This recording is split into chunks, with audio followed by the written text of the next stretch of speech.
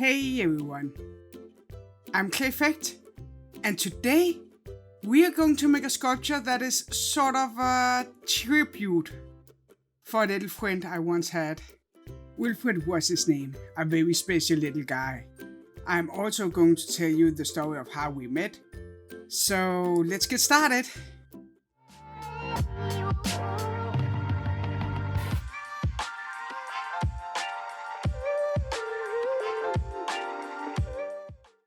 As you probably have concluded from the thumbnail and what I've told you, Wilfred was a mouse.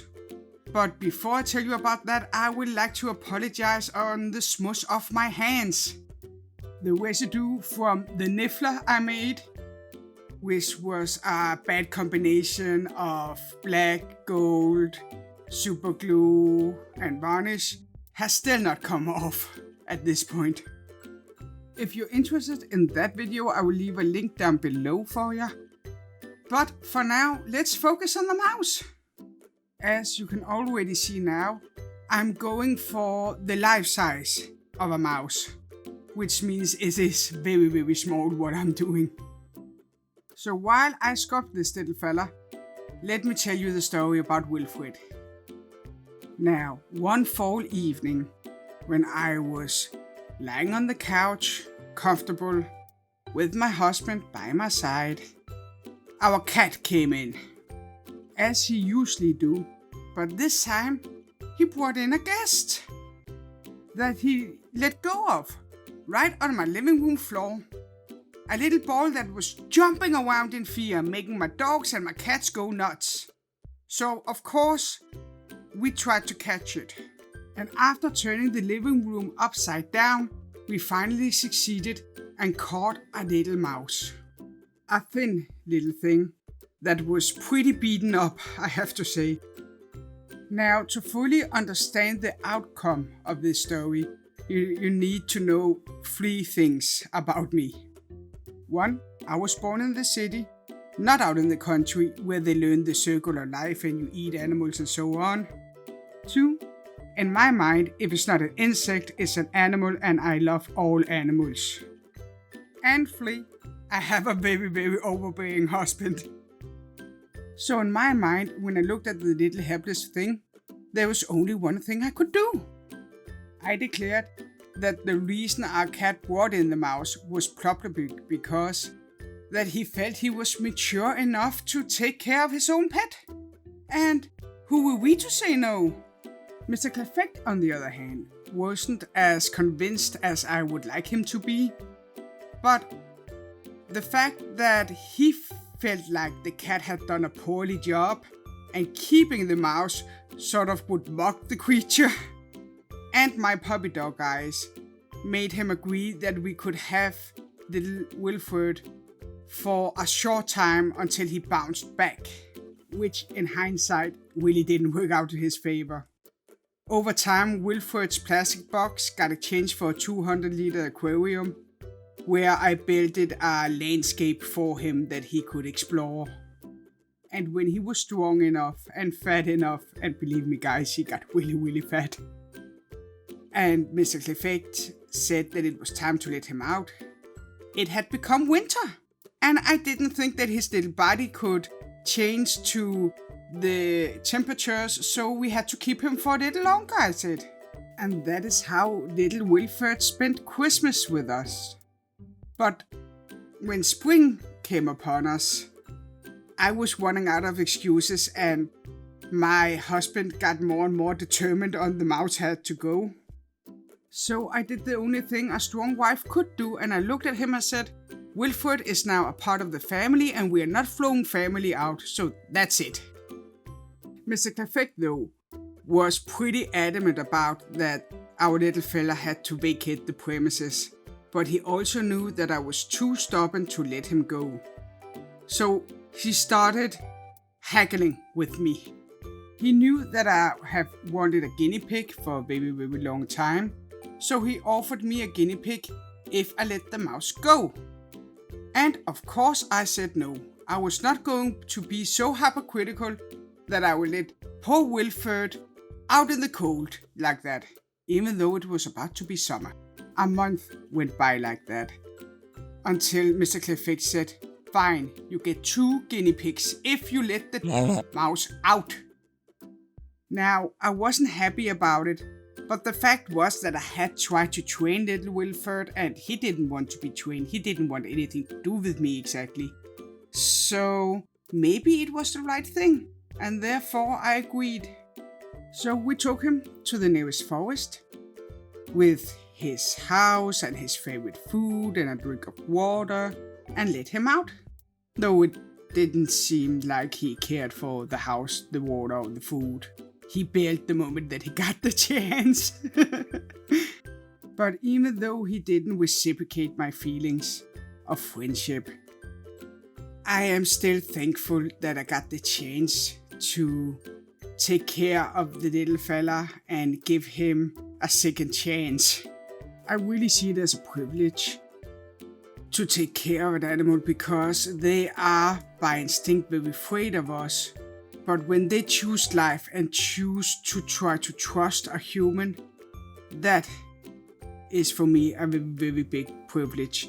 And it doesn't matter what animal it is, if it is a little mouse or a noble steed, I don't care. And that is a story about little Wilfred and about how I got 2 beautiful guinea pigs that almost like me. Now you're probably wondering, but Clayfect, what inspired you to tell us this weird story? And the only answer I have is you have to wait a couple of weeks and see for yourself. Now, speaking about a couple of weeks, in a vague attempt to make a smooth transition, if you liked this video so far, why not hit the subscribe button? And like, comment and share will also mean the world to me. Just like all the comments and all the love I have received when I talked about my sclerosis really changed so much of my perspective and outlook of things, guys.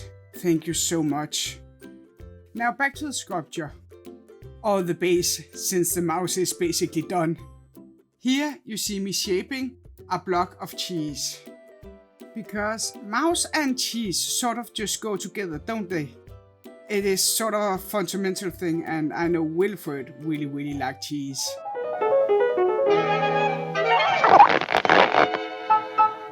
I hope that clip wasn't too cheesy for you guys. I'm sorry, the only cheese joke, I promise. I know my humor is terrible. Anyway, now that I had made the base, I just poked with my ball stylist in different sizes willy-nilly. I didn't care if they were too far apart or too close to each other, because I think that gives it a more realistic outcome. But with the cheese and the cheese jokes done, it was on to mounting the little fella on the block. And I was sort of afraid that the mouse was going to tip over in the oven, because I hadn't planned so far ahead, so there wasn't any wire to secure it with. I only had bacon bond. But thankfully it worked like a charm, so all I had to do was place the little fella. And then, before I whipped his little tail around the cheese, that also helped it to be a little bit more secure, though not by much. And with that done, all I had to do was draw the outer waxy layer of the cheese. Is it just me, or am I saying cheese a lot? Yeah, I really am. You know what? Next time I feel the urge to say that word, I'm just going to say ooga booga wooga instead. Yeah, that's what I'm gonna do. After I washed the little mouse with some clay softener and baked him, it's on to the painting. And with me being too lazy to prime, and all my yellows always end up sort of transparent, I start with painting the ooga booga wooga. I painted it in a cheddar yellow color before I moved in with a more shiny yellow to make the base more ooga booga wooga like. I don't think that word is working either, guys. Thankfully, the ooga booga wooga cheese is almost done. All I have to do is paint the outer layer another color before I finally move on to the mouse.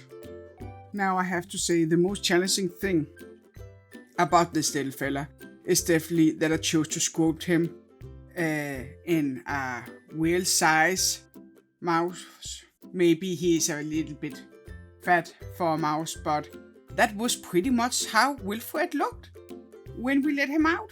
So it's not very far off. Anyway, after I blended his fur, I drop washed it to give it some more highlights before I went in and started painting his little hands and feet. Now, I am painting them in a little lighter color than I like, but it's actually on purpose because I'm going in after that with a pink wash to darken them up and give it more dimension. And it was at this point I finally managed to get the niffler color removed from my hands, only to replace it with the mouse color. I'm really a messy artist, but I thank you for being so overbearing with me. It's just because when I sculpt, I really get into it. I don't think of anything else. I just let my hands do the work. And I have to say, I really love making sculptures. There's nothing quite like it. Anyway, after I cleaned the mouse up, I still felt like something was missing. So that is why you see me playing with some hot glue now, in order to try to give the little fella some whiskers. There's still some niffler paint left. Never play with super glue, varnish and paint at the same time, guys. Promise me. Never do it. Though, do play with hot glue because they make formidable whiskers. I am so happy that I took the extra step to get this little guy some whiskers. Though it was very tiny. And my eye didn't work properly. So it was a bit of a challenge, but I took my time and I really think it worked and made all the difference in my opinion. But with his whiskers on, I think that is it for this little guy and it for this video. Thank you so much for watching. It really means the world to me. I hope you liked this little guy. And I hope to see you next time. But if you can wait until next time, why not click on the square to the right? There you can hear another crazy story about my life and see a cow. What's not to like? Until then, bye!